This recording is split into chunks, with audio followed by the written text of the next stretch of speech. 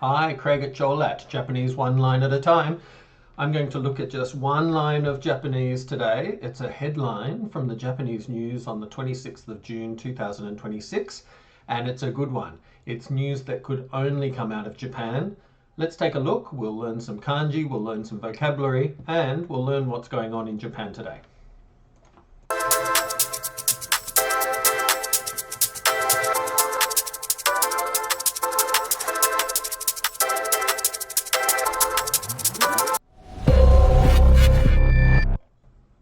Alright, the first kanji I saw today is na, meaning name. I don't see this so often by itself. I think only in newspaper headlines where space is a premium, or perhaps on a form in a doctor's office where there's not much space and they want to indicate where you should write your name. Perhaps you might just see this kanji character by itself, meaning name. More often than not, the full word is namae, to mean name. This kanji, though, is used by itself to mean a counter of people. It's a polite way of counting people. May. I remember as a tour guide once when I worked a long time ago with Japanese customers, I used to have to yell out Tanaka-sama, Ichimei-sama, Suzuki-sama, Ninmei-sama, Sakamoto-sama, Sanmei-sama, as a way of counting the groups of Japanese customers. So May as a counter. It's also May in a number of words, kanji compounds that refer to words. Here's the form that you fill in when you're coming into Japan. And all over this form you can see various places where May is written. The next kanji is scowl, scowl. The dictionary form is scowl, excuse my pronunciation, meaning use. That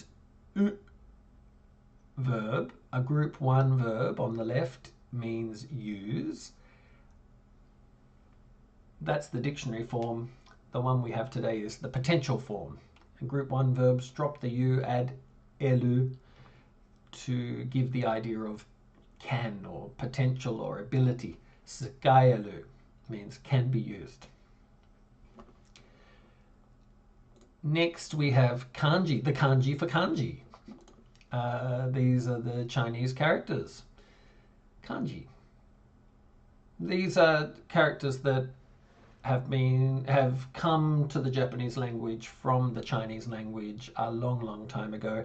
Over time, Japan has evolved them and changed them and made them their own. Some stay exactly the same, some are adapted into a Japanese way. But they're given this name, kanji. They're the pictorial characters. In our headline today, there are 1, 2, 3, 4, 5, 6, 7, 8, 9 kanji characters. I can count them quickly because they're slightly different to the others. They're a bit more pictorial. So, what have we got? We've got nani sakayaru kanji, meaning kanji that can be used in names. Now, this reminds me, when I lived in Japan, I remember a student of mine telling me that there was a regular drama in the Japanese news about people, did they call it killa killa? Killa killa namae. Killa killa was this idea of these fancy new modern names that aren't traditional. We have the same problem in English. People sort of come up with all sorts of weird names. Celebrities do it a lot.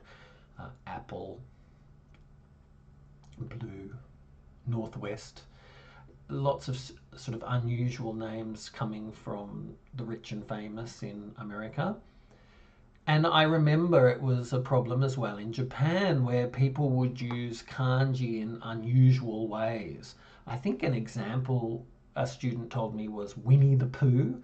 Like the parents of a newborn child took the kanji characters and gave them unusual readings so that the child's name was Winnie the Pooh. And it's apparently problematic as the child grows up. They can be bullied and ostracized. And so the government's trying to do something about it. There was another example in the 1990s. I was in Japan in the early 2000s, but I remember it was fairly recent news that a father of a newborn child tried to name the child Akuma, and the courts forbade it. That wasn't allowed because Akuma means devil if you're unaware, or demon. So I think today's article is about the kanji you can use for names. Maybe there's been a crackdown. Maybe the government said, there's only so many you can use and they have to read a certain way to stop the proliferation of killa, these strange names that are hard to read, hard to understand. So, na ni tsukaeru kanji. Our next kanji, sanzenji. Oh, so 3,000 characters. There you are. Sanzenji. I don't think there's a pronunciation change with the G. I think it stays G. Sanzenji. Perhaps someone can correct me if I'm wrong. That means 3,000 characters. Nani tsukaeru kanji sanzenji ni. Now this kanji I had no idea. I had to look it up. It apparently means roku. Why would I know this kanji? The dictionary tells me it means a horse's bit. There's a picture of a horse's bit for you. Roku is kanji. In the square brackets, it suggests we're looking at it as a kanji character. And the last two characters there are suika. Excuse my pronunciation. Not a watermelon. Suika. Suika. And that finally tells me what this article is about. It's nani tsukaeru kanji sanzenji ni roku tsuka. Let me try just to say that one more time before I give it a shot at translating. Nani tsukaeru kanji sanzenji ni roku tsuka. I had to translate this headline into English. I might come up with something like this. The kanji roku has been added to the list of kanji characters that can be used for children's names, bringing the total list to 3,000 kanji characters.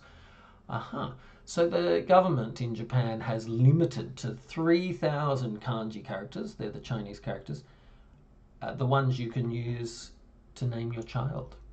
And I bet there's a whole lot of rules about how to write them and how to read them, and maybe rules of since the 1990s when someone wanted to name their child Akuma. Perhaps some more formal rules have been made. But roku has been included in the 3,000 characters. And roku, according to my dictionary, means horse's bit.